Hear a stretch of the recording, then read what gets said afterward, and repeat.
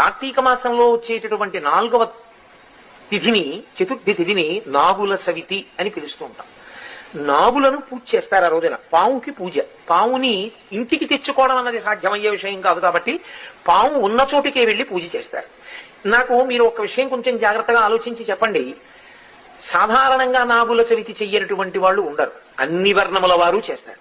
అందరూ తలస్నానం చేస్తారు, చక్కగా పుట్టక పెడతారు, ఏదో అందులో గుడ్డు వేస్తారు, లేకపోతే చిమ్మిలి వేస్తారు, లేకపోతే చలివిడి వేస్తారు, లేకపోతే ఆవు పాలు పోస్తారు, ఆ పుట్ట చుట్టూ తిరుగుతారు, పిల్లా పాపలతో నమస్కారం చేస్తారు, ఇంటికి వచ్చేస్తారు.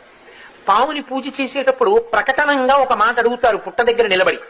ఎందుకు అడుగుతారు అంటే దానికి కారణం ఉంటుంది. నాగమును దేవతగా భావన చేసి పూజ చేసి ఆ పుట్ట దగ్గరికి వెళ్లి అది తినే పదార్థములను ఆ పుట్టలో సమర్పణం చేసి ప్రదక్షిణం చేసి నమస్కరించి ఆ గోవుని అక్కడ ఉన్నటువంటి ఆ పావుని ఒక విషయం అడుగుతారు. లౌకికంగా చాలా